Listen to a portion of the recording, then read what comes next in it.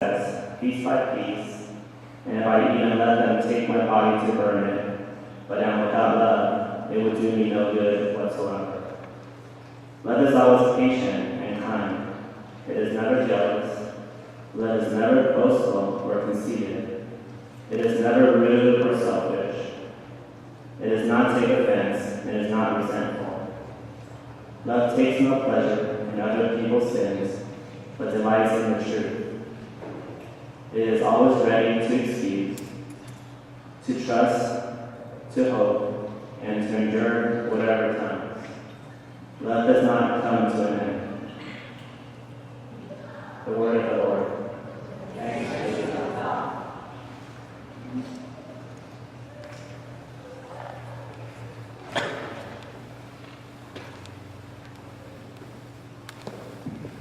We stand.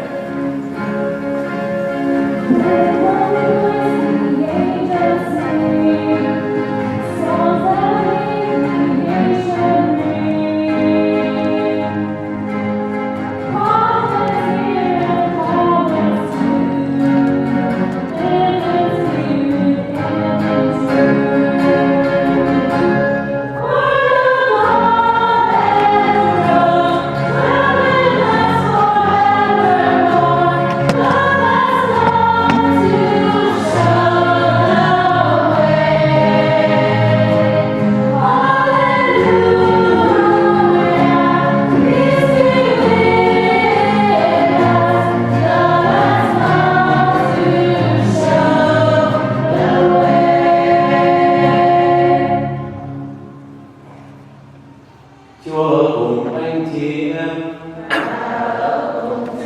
Bài trích phúc âm theo Thánh Marco.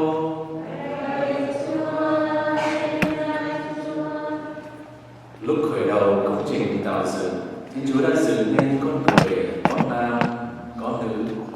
Vì thế người đàn ông sẽ lìa cha mẹ để kết hợp với vợ mình, và cả hai sẽ thành một xương thịt. Như vậy họ không còn là hai, nhưng là một xương thịt. Vậy sự gì Thiên Chúa đã kết hợp, loài người không được phân ly. From the beginning of creation, God made them male and female. For this reason, a man shall leave his father and mother and be joined to his wife, and the two shall become one flesh, so that they are no longer two, but one flesh. Therefore, what God has joined together, no human being must separate. Đó là lời Chúa. Lời Chúa Kitô, lời khen Chúa. Please be seated.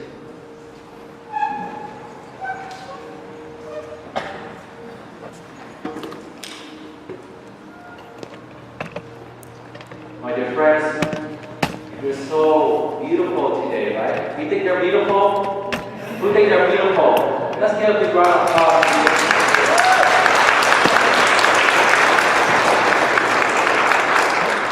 You're beautiful and just handsome. It's very beautiful. Oh, that's what you're saying. But today, Rick and Fanny are so happy for the whole thing. It's really the two cultures meeting together. Two cultures. But there's, whether we different cultures, whether we different language, but we speak the same language of faith. That is love. And that's what unites you from the beginning, when you first met, and even today, with your family and friends. For part of this homily, I want to say maybe part English and little Spanish with your family, Rick and Fanny. Father, can you speak Vietnamese or English, Spanish, whatever you want, I'll speak that language. But so that you can understand that you can be a part of this wedding experience, a beautiful sacrament with Rick Fanny. Because not only for them, but for each of us.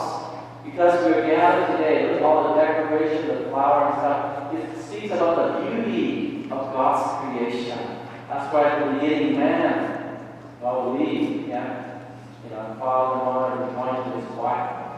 Rick, you believe, your family, you joined to your family in a new family. For part of your family, Rick, I'm sure your dad's looking over you right now. I know your dad, I understand, passed away in 2008, February 2008. But I'm sure he's here right now, next to your mom right there. I know I'm sure a little sadness in your mom's heart, but she left this candle representing also your dad. But more importantly, a beautiful candle also in the center. This pathway candle represents the new life. See, mom has this little candle, but dad, he gets to enjoy the big candle, represent that is Christ, new life.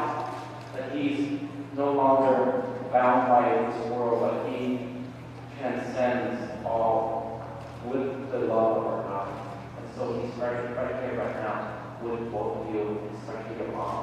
So I want you to acknowledge that. And also, papás de Fanny, gracias por su presencia. Gracias para toda su familia aquí presente. Porque ese día no solamente para ellos, pero también para nosotros, a relevarnos al amor a Dios y también nuestra fe en Él. Dios de resurrección está celebrando este tiempo de la Pascua, ¿verdad? Y por eso, gracias por su presencia. You might say, how did you arrive here, my friends? Because I asked, Rick and Fanny, just write their autobiography. They don't want to embarrass them. I was like to use that, I have a cheat sheet, But I have 5 cheat sheets right here. But I'm sure back when, it was LA County, Orange County, LA County, the meat, it's kind of expensive, gas prices going up, but, Rick goes there, and where were you? What agency you work for? Social services, and there you met this lovely, beautiful hot chick, I'm sorry. Alright, so you met in the apartment, right? And what were you doing? You were a clerk, okay? And I heard that your people go right next to one another. Just between this dividing wall, it's like everyone's like throwing paper, something's happening, sparks flying, it's like, a firework or something like that. But somehow or another, the both of them connected, right? Through, sometimes the information technology, but through the social network, social work, we serve so many people, both of you, I'm sure, day in, day out, we serve people. But don't forget who you serve. You serve not only people, but you serve the Lord. Through them, He sent you, to you. And in that encounter, that sacred encounter with you, you shared that. And I'm sure, I don't know where I read, but someone, had a game of flag football, right? Something like that, flag football. I don't know who's playing. You imagine, I think Rick's playing flag football. I'm not sure. He's probably cheering on the side. Is that right? Something like that? I don't know. But ever since that flag football, they said, I don't know, Rick, Fan, they say, wow, who touched me? You can't turn around. It's no longer the flag football, it's really the love that's in touch. 2 hearts, that's one. And I think whether the people experience, whether it's the football, whether it's certain people, that's part of your sacred encounter, your sacred history. And you should always remember that. When God willing, in the future, when they marry a kid, they're going to ask you, hey, mom, dad, how old, you're like, embarrassed, or you say, oh, no, I want to share that story. Because that's part of how we met. And in our own way, each of us has an encounter with the Lord and with one another. And we need to cherish that and remember that. And share the story. But some people are like, no, I don't want to say it, but why not? That's part of our lives. Because Jesus wants to share part of His story. His story is that of love. You read the beautiful reading in Paul, right? Rick, say, what is love? I say, they have all the eloquence of man. To speak of love. To say this and that. Love means many things. But love is the L, is loyalty. Rick, I hope that you will always share that loyalty with Fanny. Because it means that through thick and thin, sickness and health will stay. Through death will spark. That's a big leap of faith. Wow, you're saying that. And so that's a beautiful loyalty. God has died, God has risen. That's the loyalty, that's the love that He wants to give to us. He has. And I hope that you will share that beautiful loyalty. Love is also an offering. It is an offering of the very best. Not the second best, not the leftovers, not the right away. No, it's an offering of truly who you are, great and awesome man. Because you see that from your family and friends. They offer you to the Lord today. And they have been from the time that you were born, that you entered this world. This beautiful saying in Spanish, when you were born in the garden of luz, to give the light. That you enter from the darkness of the womb into the light of the world. But the light of the world, that this candle, must be shining brightly. So we have to guard it so the flame won't be snuffed out no more. To be burning brightly. That's our life. An offering truly of love.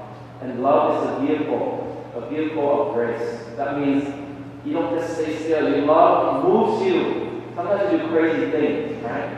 But because for the one that you love, you don't mind. You see the fault, you see the fail, you see the limitation, but you don't mind. Because you want to bring that person with you. You don't be left behind. When we walk no longer, one walk in the front, one walk in the back, we walk together. And from time to time, what we pause, we turn to one another, look at one another.